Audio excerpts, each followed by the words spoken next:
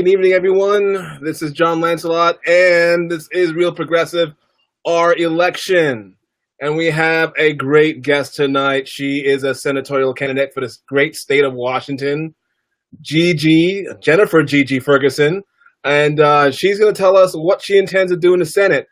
I am, for one, familiar with the Senate. I used to work in the U.S. Senate as an intern for 6 months, and I gained a lot of experience. And it's a very, very interesting institution. Senates are usually where bills die because of the rules. And so we need very, very good senators to be there, because we need a Green New Deal. We need modern monetary theory, and we need our politicians to understand how to make the changes that is good for America.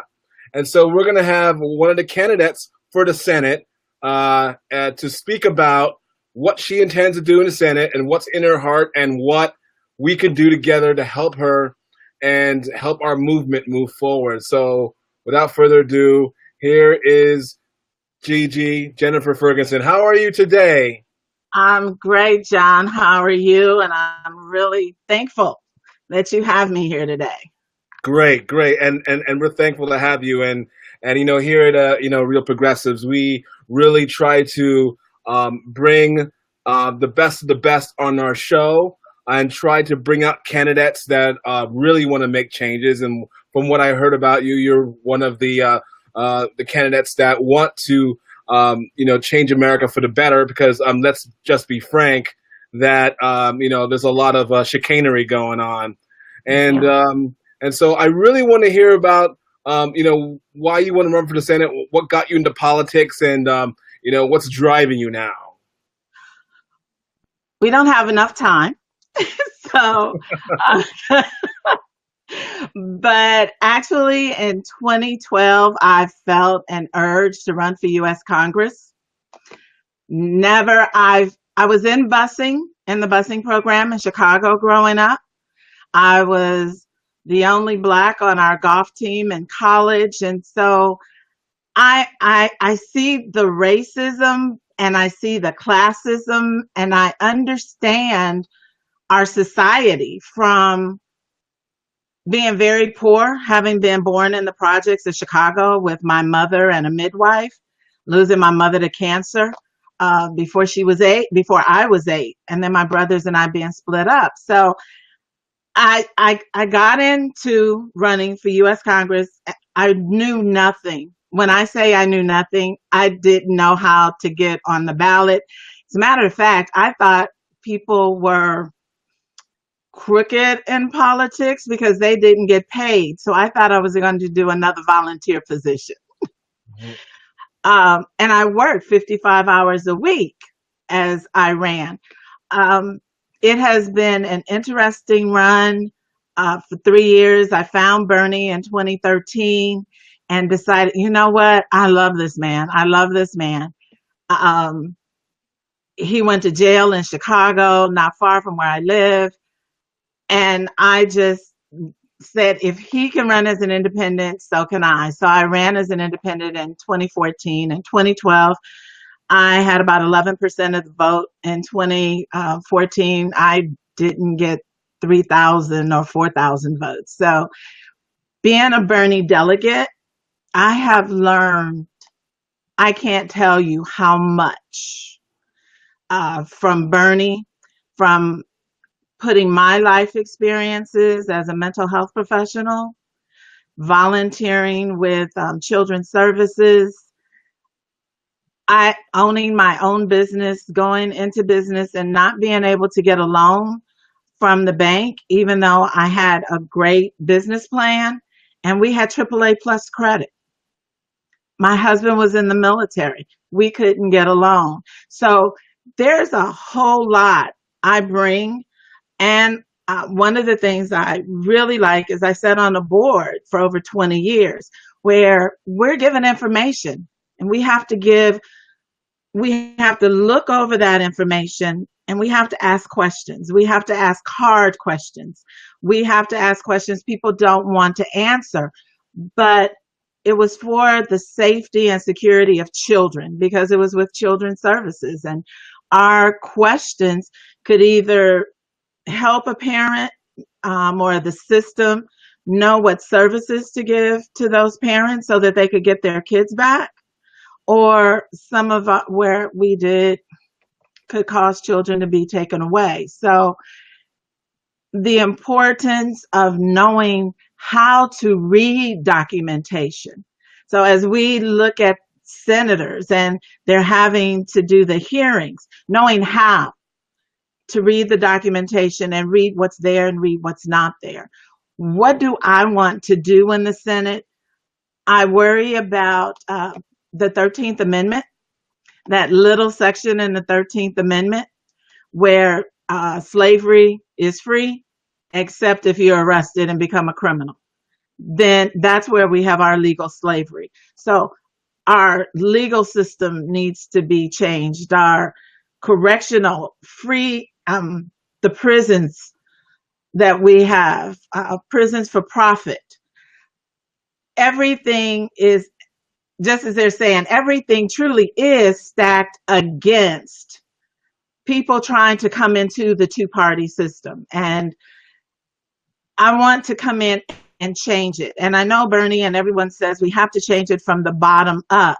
Well, we have to go bottom up, top down, and in the center. And I say that because right now, with me running for U.S. Senate, the Washington State chair has already said the number one campaign they need to win as of right now is the one I'm running in against Senator Maria Cantwell.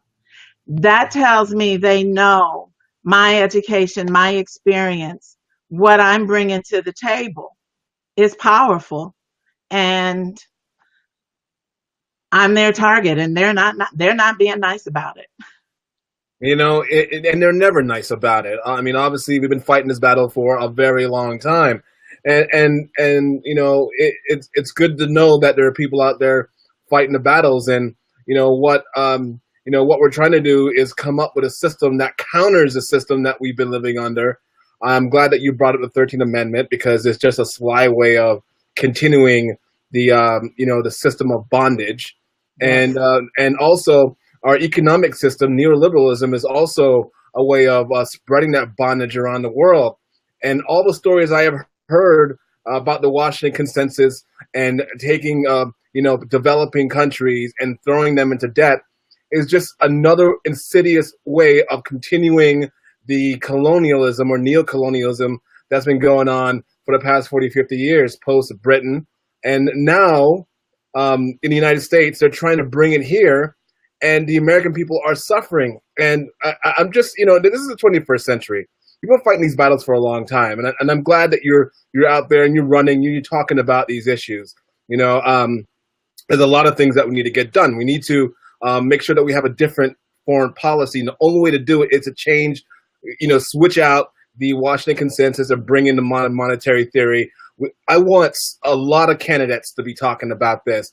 But what we have to talk about is the racism that is pervasive and very destructive to our society, because without an understanding of the human being, we're going to continue to fight these battles. So, let's look at the healthcare situation. What's going on with Congress? What is their motivation in your estimation and your experience? What are they trying to do to the American people? First off, we have to look at the entire picture. So when we look at the entire picture, then we're looking at education. We're looking at medical. We're looking at the cost of living adjustment and wage inequality. If wages have gone up according to the way the cost of living adjustment is, we would be at $22 an hour. So to have wages as low as they are, or for our Congress and Senate to say, okay, we'll let you go up to $11, $12, $13, $14, $15 an hour in 4 years, 5 years, get off it. They're not going to be any further than they are now. So if we have people who are educated and they are healthy, That means they can think. If people are able to think and use and have critical thinking, which is part of the reason I think our education system has taken critical thinking out of our children and in education, because if they have critical thinking and they're able to read and write and they're healthy and not killed with these foods, and they will be able to fight for America. They will be able to see the injustice that's going on, the lack of democracy in our republic. They will be able to see it. Our next generations will be able to see, and they won't be asleep. All of this is playing into what's going on with the healthcare system. The healthcare system, they need for us to stay sick. They need people to stay sick so that the pharmaceutical companies can have a way of making money. I'm up there. Okay, I've been married 39 years. When I was a senior in high school, we were told there was a cure for cancer, and it was vitamin E. Wow. They're just getting around to talking about this now. It's all about the money. It's all about the dollar, and it's all about power. And that is what they've moved up. All of it is in there together. Am I driving you? No, I just think it's madness. It's Yes. madness. We live on a small planet, and we're still playing these sort of war games against each other. And what you're saying is very true. I mean, when we look at, let's say we look at U.S. politics and we look at the two parties, all right, and we look at the establishment and we saw what Bernie was stopped dead in his tracks because they just didn't want the changes to come. Mm-hmm. They did not want they don't want the American people to catch wind of what they're doing. Right. So when I see like what's happening in Ferguson, people are being poisoned by lead, and now they're getting poisoned because of bacteria, and they have growths on their skin because of the sicknesses that they have, and all the government could do is just look over it. Mm-hmm. And like they have the water crisis because we have old pipes from early 20th century, and we need to have a massive infrastructure build on that. And then but look at the community that it's in. It's not in the wealthy community that's happening. It's not in the upper middle class community that's happening. It's in the poor community. So when we look at a lot of things, that this two-party system, as far as I'm concerned, is one party. They're all in it together.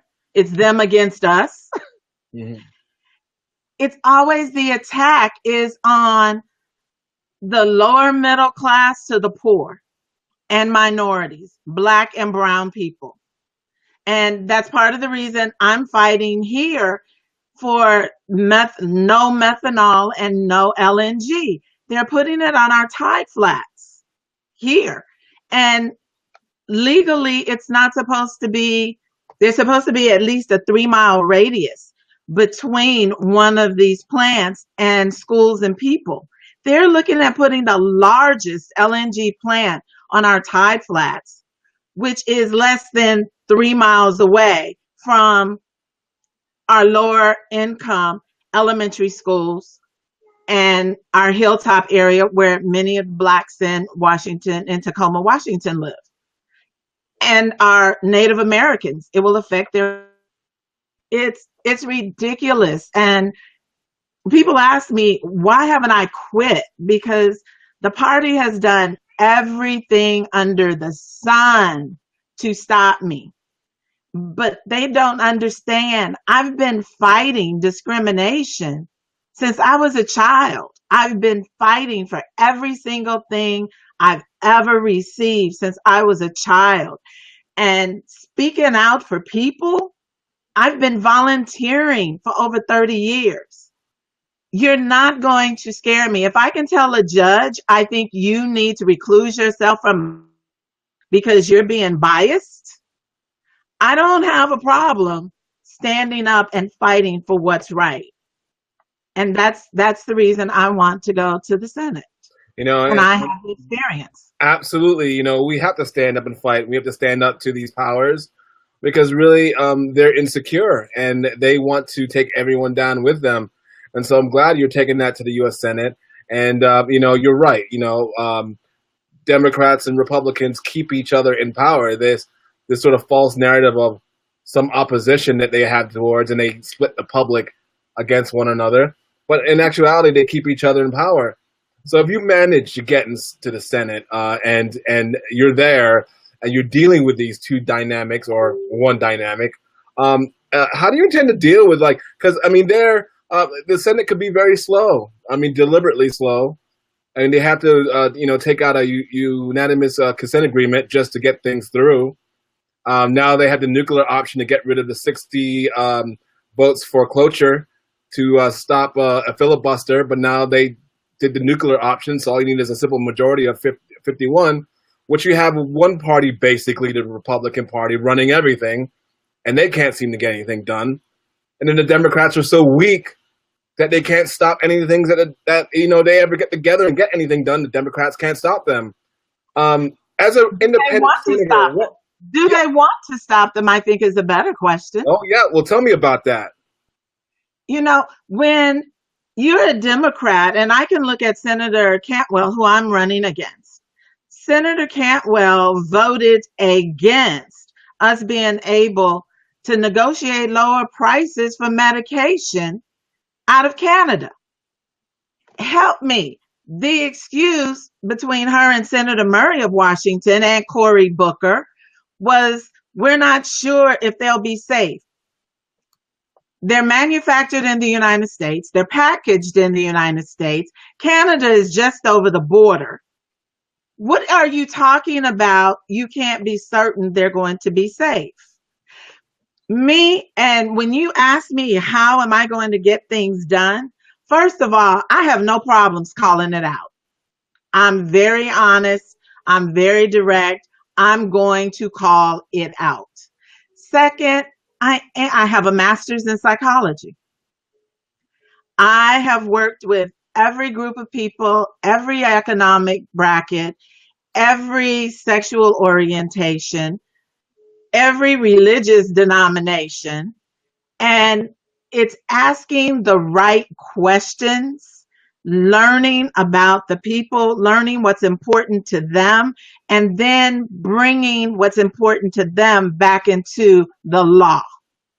That's what we need. I'm not looking at trying to go in and play party politics. I don't need the party politics. I do need to be able to work with them and for them to understand me. One of my son who just picked up his daughter, when he was in high school, I was very involved in the high school, and he said, Mom, people either like you or they hate you, but one thing is for sure, they all respect you. That's Absolutely. What we have to have. Absolutely. I agree with that. And I could see the strength coming off of you, and strength is good. Strength is what we need. We need fighters for the people. We need people who are going to go out and tell the truth. And that's what we're looking for. We're tired. I mean, honestly, I'm personally tired of all the games. I mean, I've been involved in politics for a very long time, and they love to play these little games of wait and see and divide and conquer. And we're in the 21st century. We can see through all that. We have the internet. We don't, look what happened in 2016 last year when the Democrats are working all these hijinks and they got exposed by hackers. Because honestly, we live in the 21st century. You can run, but you can't hide. And now they want to pretend that didn't happen, and Russia and all this business interfering in our foreign policy, basically trying to cause a war just to prove a point that they were right when they were actually wrong. And then we have millions of Americans are being deceived by the mainstream media because I don't know, it's just, I guess, money is just that important, more important than the country. All right, they say they love this country so much, they love the people, American people, and then all of a sudden they're like, well, you know what? I'm going to take this payout and forget about your privacy on the internet, forget about your health care, forget about. And the thing is that Congress could basically pass a huge bill when it comes to a Green New Deal, and really spend money on the American people so we can have people who could open businesses. We have a federal jobs guarantee so people could get on, get moving again, get their life on track, tuition-free education. We could do these things, but they seem to don't want to do that. They want us to think that America is broke and poor, and we can't do anything. But yet these people are spending millions of dollars on themselves. I mean, look at the members of Congress who have their health care, and they kept that in the bill, but they said no health care for people with pre-existing conditions, and all of those listed was just ridiculous pre-existing, like not even conditions, just facts of life. So we're dealing with a lot of bad faith out there. Any words on that? When I look at, and people have asked me, and they're saying they have all this money, what else do they want? And I'm saying they have the money, but they can't do anything else with it. They've pretty much done everything. It's power. They want power and control, just like in domestic violence. They want power and control. They're trying to move us back to a class system with the rich and the poor.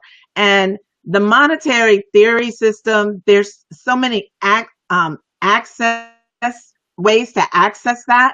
And I look at even Bitcoin. And because one of the things I know I did when I was running for Congress is I had put on Facebook for our congressmen to do a new bill for small businesses, the international banking, so that small businesses could do banking. He did the bill, but it's, how would I say it? It's handouts for the rich. So when we look at the monetary theory and the ability to move money, because I used to believe that everything was paid through our taxes, and everything's not paid through our taxes. In the states it is, but the federal government controls the money. And what I've learned is when the government has few bills, the economy crashes. So they have to create bills, which is the mortgages and the jobs. And because the interest on those things helps to keep our government moving. So they make their money off of the people spending money, yet they say, if we give people higher pay and they spend the money into the economy, it's not going to help the economy. Lies and propaganda. That's exactly what they want, except they want the banks to get that money. They want the federal government to be able to control that money. And we have to be able to put the money for the people. The people, we can end poverty. People can have jobs. All of these things are possible through the monetary theory. It's all possible. But those in power have to want it. Right. And it just seemed like those in power want to, want us in a different world. They want to bring us back into the horse and buggy, 19th, 18th century America, basically trying to bring people back into bondage. They feel good about themselves that they can rule over people, it seems. Mm-hmm. I mean, maybe I'm being a bit harsh, but I think they really want the slavery system back. And they want to slave everybody. They want it for themselves. They want the 1% to have everything and everybody else to have pennies. That's another form of slavery. That's feudalism. That's a serfdom. That's a road to serfdom. And it doesn't have to be that way. They're doing it. They're doing it with that 13th Amendment. When people do not realize that places like Boeing and Microsoft have people working in the prisons working for them. And those prisoners are not getting paid. That's free labor. They're paying those prisons, they're paying the states, but those who are in prison are not reaping the benefits of it.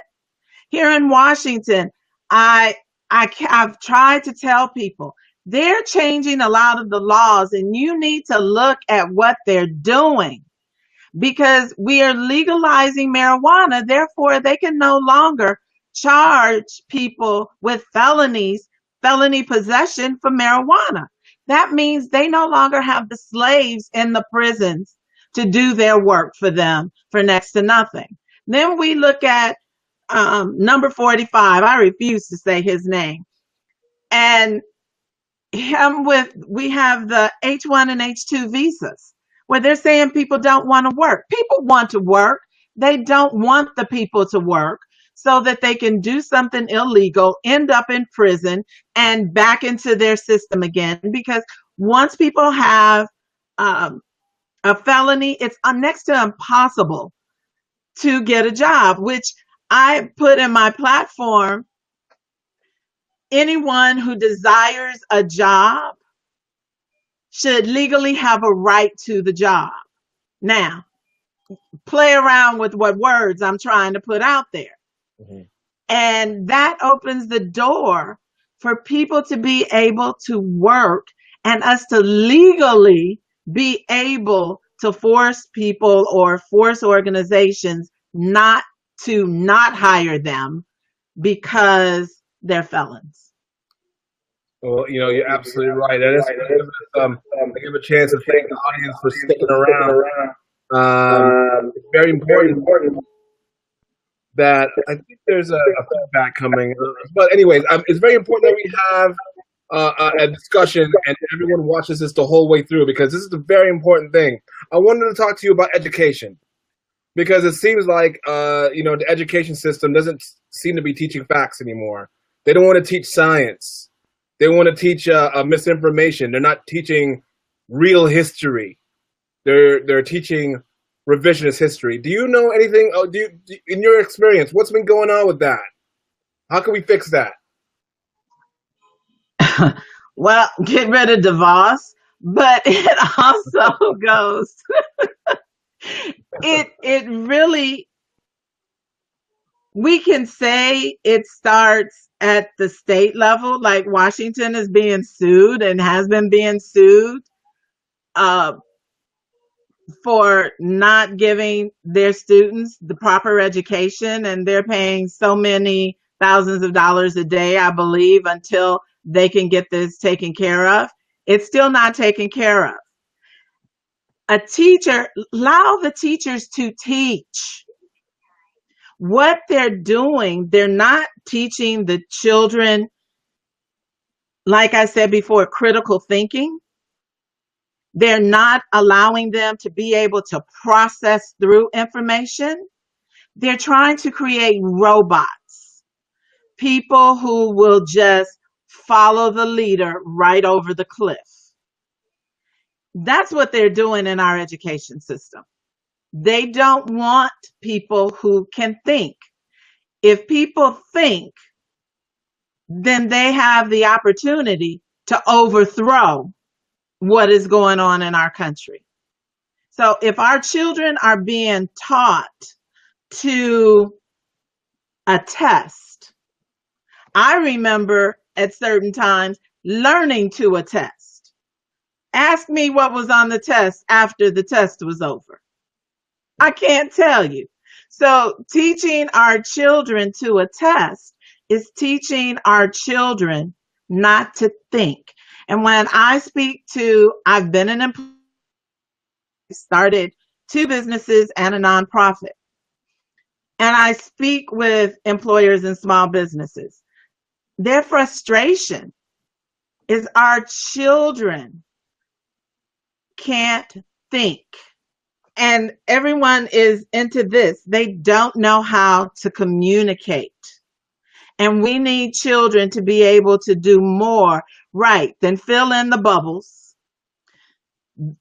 text message. We need them to be able to think. If you're going down the road and you see an accident, Do you stop, turn around, and go in a different direction, or do you just go and sit in line and wait on the accident to clear? And I see that even with adults. I'm being very basic with it, Hmm. but when we're on the expressway driving, people get over in the right lane to exit. That lane may be 2 miles down the road. I'm going to get into the left lane and I'm going to cut in just before it's time to get off the expressway. But people think I'm wrong. No, there's an opening. I think, why are you sitting here in line waiting on something to happen versus making something happen? Right. Right. And And they want our kids. and I see it also. Yeah, a lot of adults they basically just follow whatever's going on.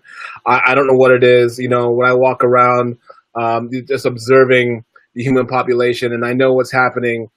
People don't seem to react to things that are going on in Washington, things that are going on in the world, and this leads to my next set of questions about foreign policy and what's going on in Syria and the North Korea, and our current U.S. doctrine on how to solve issues in the international system.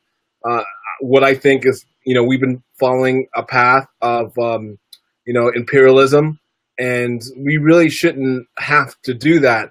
It's sort of like the bully in school.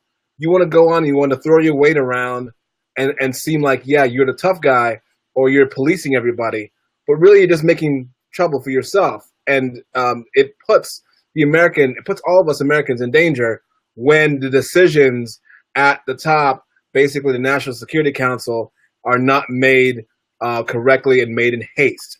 What is your opinion on what's going on in Syria and North Korea right now? I think America has put us in a lot of really bad positions.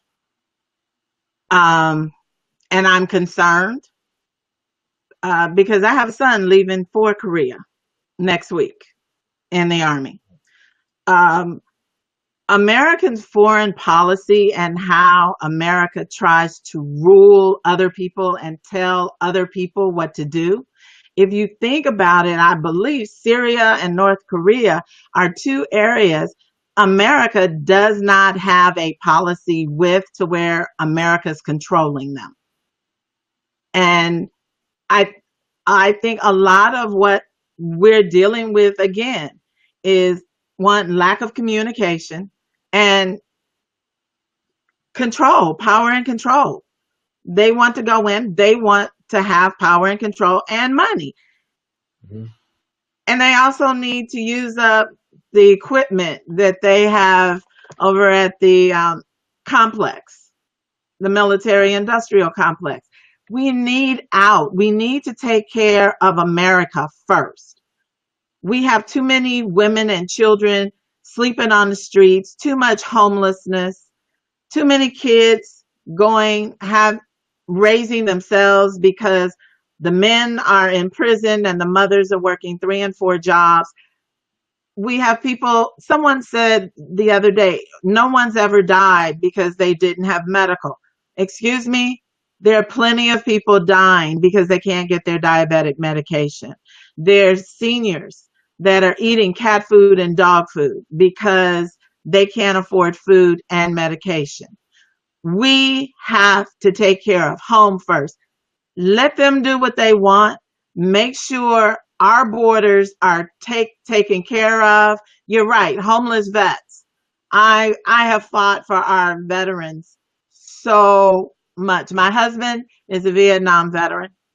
I have a son that served in Iraq, and I volunteered as a mental health professional out at Madigan. And I've taken food. I found a small complex that have a lot of veterans. They're in a place where they're living, but they have the mental health issues. And so we have to take care home. And if you're going to send our men and women to fight a war, you better be ready to take care of them when they get home. And Absolutely. not just the soldiers. You have to take care of the wives and the children because we're the ones that have to live with them when they come home. And people don't see that. Yeah, they don't see that. And I was there, in Washington D.C. during the Walter Reed crisis when we had, veterans from Iraq not getting the care they need, and I worked with, officers of the Pentagon to make sure that got done because it got to a crisis level. And I think Senator Barack Obama was also in the mix to make sure it happened, and it's still a problem. And when I look to what's going on overseas, we're putting our, men and women in uniform in danger, and we're promoting strategies that are not working for us. It's not working for them, and it's putting our republic in danger. And also, we're putting our international brothers and sisters in danger too, because when we say that we want to get rid of terrorism, or when we say we have these vague ideals on what we're going to do to save the world from whatever boogeyman comes up next, it seems like everything is botched. I don't think we have a plan currently in our current doctrine. I don't think Trump had a plan. I think Barack Obama failed to have a plan and continued to drone Yemen and get into an entanglement with Saudi Arabia. What is it going to take for us to fix our current international system? I know I hear candidates with all sorts of proposals, but I don't hear anything about bringing out diplomats and trying to fix what we have done and what other countries have done, and get our allies together to really repair the planet and not destroy it. What do you think about that? Actually, that's what I meant if I didn't get sidetracked on let's talk. We need to come to the table and talk. People, I don't believe any of the countries want to fight. I believe if we can communicate, if America can stop trying to police the world and take care of home, but come to the table and talk, we might see a lot less fighting and a lot more ability to work together, a lot more ability for trade. And America has done so much damage over the years that even when we lived in Germany, there's a lot of Germans don't want us in Germany. And what people don't realize is with Iraq, when they say, well, Iraq didn't want us. No, you're right. Iraq wanted us out of there. Iraq did not want us there. They wanted to be able to try and do it on their own. They wanted America out. They wanted our foreign policy out. They wanted us to leave their oil wells alone. They just wanted us to go. And that's a lot of countries. And I think we have to realize, and when I've told people, we need to keep our military up to protect us, not to protect us from just anything, but to protect us from the countries that America has in the past ticked off to the max by going in and taking over, overthrowing their government to put the government America wanted in and to do what America wants to do. We have to communicate, and and that's the only way we're going to get this accomplished is through communication.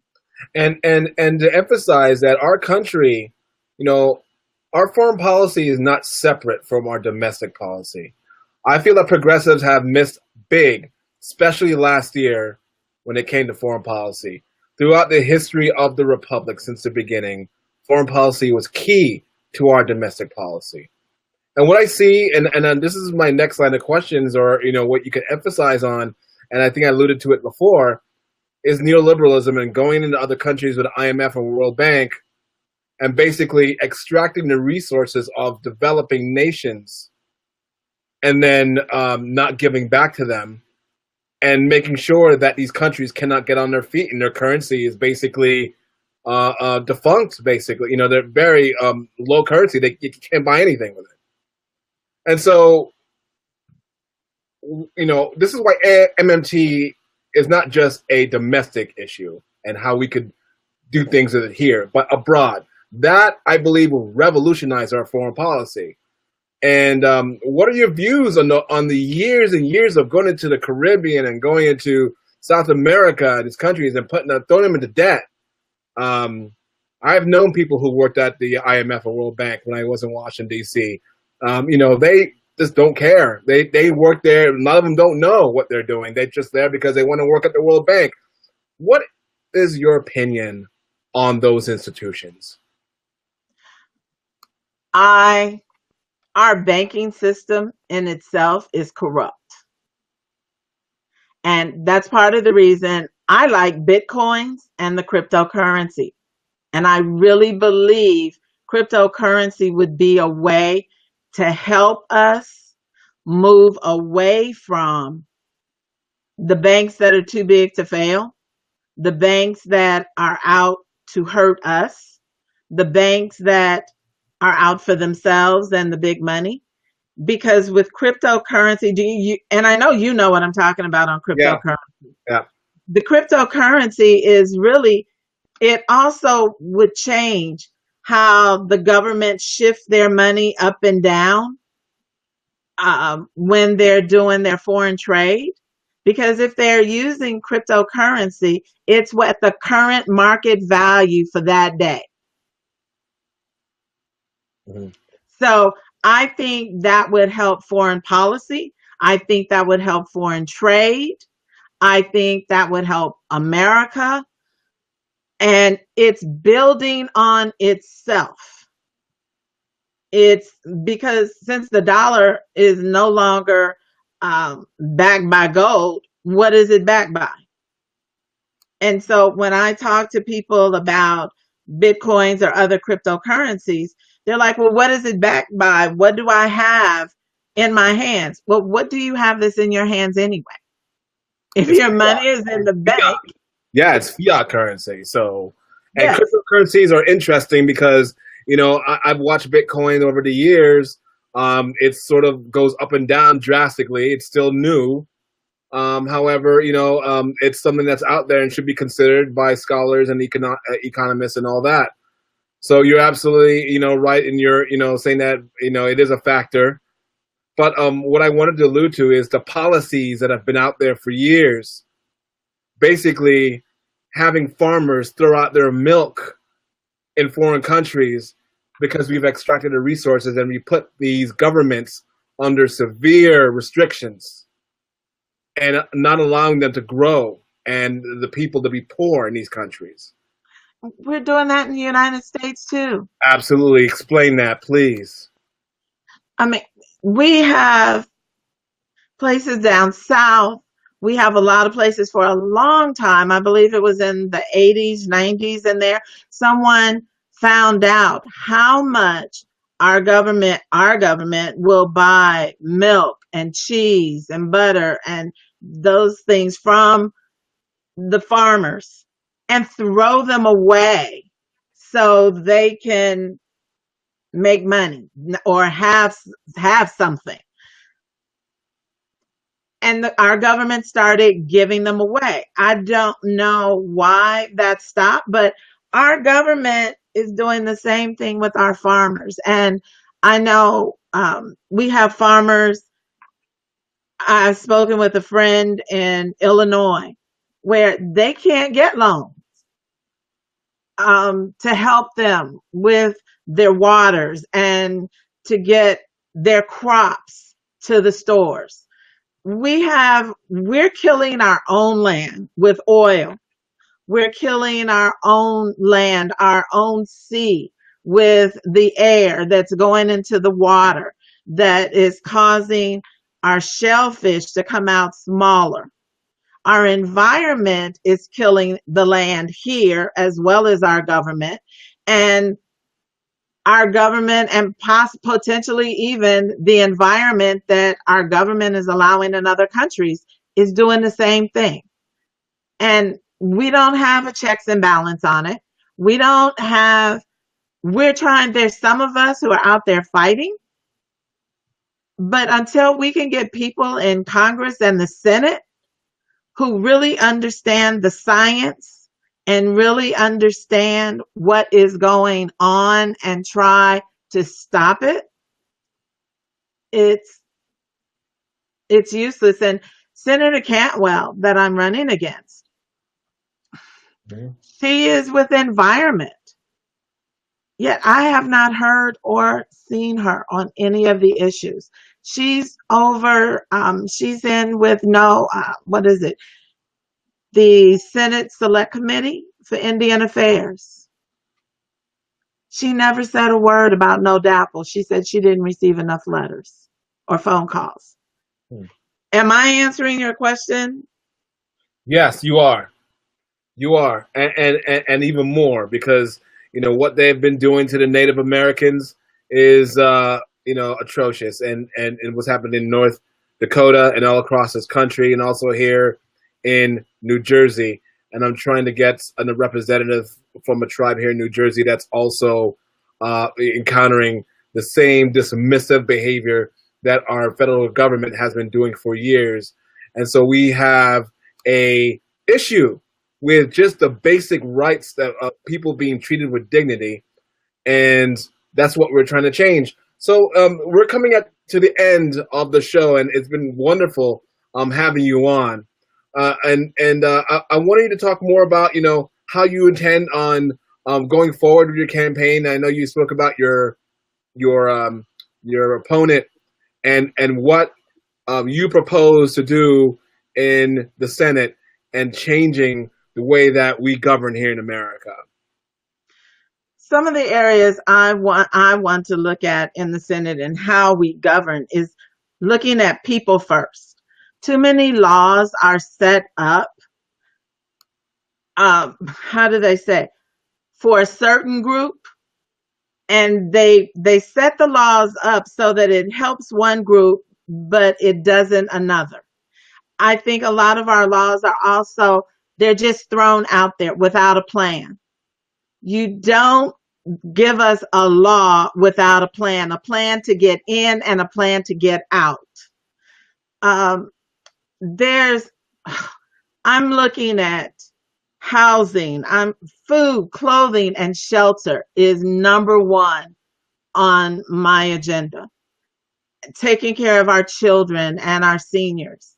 It's implementing laws that are fair and just and humane for our society, and really pushing for us to look at our environment and the science in our environment, our air. I'm concerned about water. We can't live without water. We can't. We can't live without land. I mean, they're learning to grow food without the ground, but we still need our air, our water, and our land. And food, clothing, and shelter, and our environment, our military, those are all areas. And it's very difficult for me right now to say which one I want to go into first. But we need people to be able, in order to have food, clothing, and shelter, they have to be able to be educated. And therefore, I'm really with Senator Sanders on free college education. I'm with single payer insurance, medical for all, to provide for all, and helping small businesses to grow, to sustain, to be able to give jobs, and to really bring up the minimum wage for livable wages for the areas where people live, that they can live and not just survive, but they can thrive. Our economy, the infrastructure, America is a mess. Yeah, and that's what we're trying to do. We're trying to clean it up. And I know that you're fighting a good fight, and we wish you all the luck in the world. and it was a pleasure having you on. Can I give real quick? We're going to be setting up Act Blue, Go ahead. and on my website, if you donate to Act Blue on my website, it comes directly to me in my mailbox. And that's www.vote Jennifer Gigi Ferguson.com. My Facebook is is Jennifer Gigi Ferguson. And Facebook or Twitter is at Fergus Gigi. So we're trying to put them all in there, but definitely we're doing a grassroots campaign. I'm saying fighting back, hashtag fighting back, and hashtag no corporate people's politician.